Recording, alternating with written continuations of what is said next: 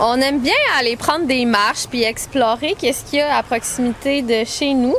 Et il y a beaucoup d'asclépiades. L'asclépiade qui pousse à beaucoup d'endroits. Donc, on a fouillé et on a observé quels sont les insectes qu'on peut trouver sur l'asclépiade.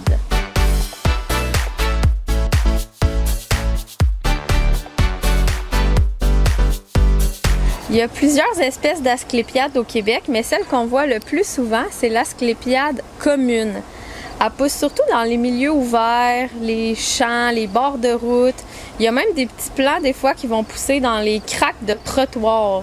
Et on la reconnaît à ses fleurs qui sont d'un rose. Des fois c'est un rose pâle, des fois c'est un rose foncé. Elle a une tige avec des feuilles qui sont ovales. Puis ça peut venir quand même assez grand les plants. Puis vers la fin de l'été, on voit les fruits apparaître. Nous, on aime bien les appeler les cocombres parce que ça ressemble à un cocombre, mais avec les extrémités un petit peu plus pointues. Puis à l'intérieur de ce cocombre-là, il y a les graines avec des aigrettes. Et l'asclépiade commune, on a vraiment observé, puis c'est organisé un peu comme un petit village. Il y a vraiment plein de vie. Donc laissez-nous vous présenter la communauté de l'asclépiade. Le premier insecte qu'on vous présente, c'est le monarque, et le fameux monarque dont tout le monde parle. Eh bien, le monarque pond spécifiquement sur les asclépiades. La femelle va déposer ses œufs éparpillés sur différents plants, et les chenilles vont se nourrir d'asclépiades, les feuilles surtout, mais aussi d'autres parties, des fois même les fruits.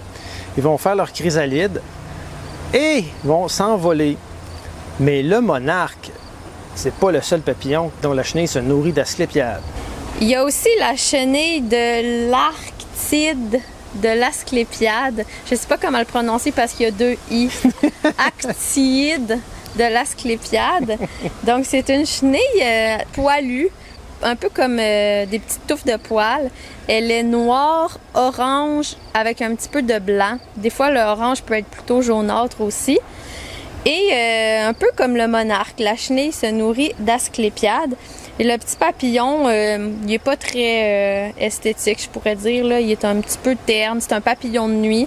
Puis il paraîtrait que, à cause de les toxines qui ont été assimilées par la chenille, les chauves-souris ne mangent pas le papillon parce qu'il est toxique. Un autre insecte qu'on voit souvent sur l'asclépiade, c'est la petite punaise de l'asclépiade. Décidément, ils portent bien leur nom.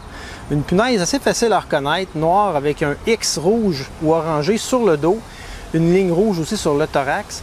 En fait, le X n'est pas vraiment continu, là, les deux côtés ne se rejoignent pas, mais ces punaises-là sont omnivores, vont se nourrir de l'asclépiade, mais vont aussi se nourrir à l'occasion d'insectes vivants ou morts et peuvent être des prédateurs de chenilles et de chrysalides de monarques.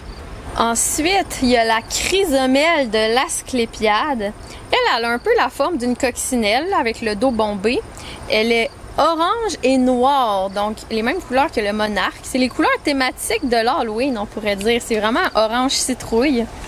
Et on peut voir à la fois les adultes et les larves. Si vous voyez des larves, là, c'est tout dodu. C'est quand même mignon. Une petite larve dodu mignonne. Elle est pâle avec des points noirs sur les côtés. Et sachez que les larves sont extrêmement voraces. Elles peuvent manger là, même toutes les feuilles sur un plant d'asclépiade. Il y a aussi le longicorne de l'asclépiade qui, lui, est rouge avec des petits points noirs. Comme tous les longicornes, il y a des super longues antennes qui peuvent faire penser à des cornes. Et autant l'adulte que la larve vont se nourrir de l'asclépiade. Il y a beaucoup de monde qui mange l'asclépiade, la pauvre. Mais oui, malgré ses toxines. D'ailleurs, les fameuses couleurs contrastées rouge ou orangé et noir seraient un avertissement de non-comestibilité.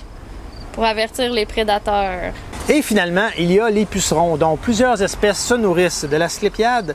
Certaines espèces se nourrissent aussi d'autres plantes, mais d'autres sont spécifiques à l'asclépiade. Il y a même des pucerons spécifiques à l'asclépiade dont les fourmis ne sont pas intéressées. J'imagine que leur miel-là ne doit pas être très, très savoureux.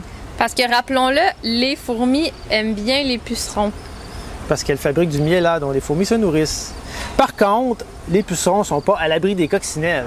Parce qu'on a observé à quelques reprises des coccinelles sur les asclépiades qui semblaient à la poursuite de pucerons. Vous avez vu, il y a de la vie sur des petits plants d'asclépiades. S'il y en a près de chez vous, on vous invite à aller les visiter et à nous dire si vous observez certains des insectes qu'on vient de vous présenter. Bonne chasse aux insectes!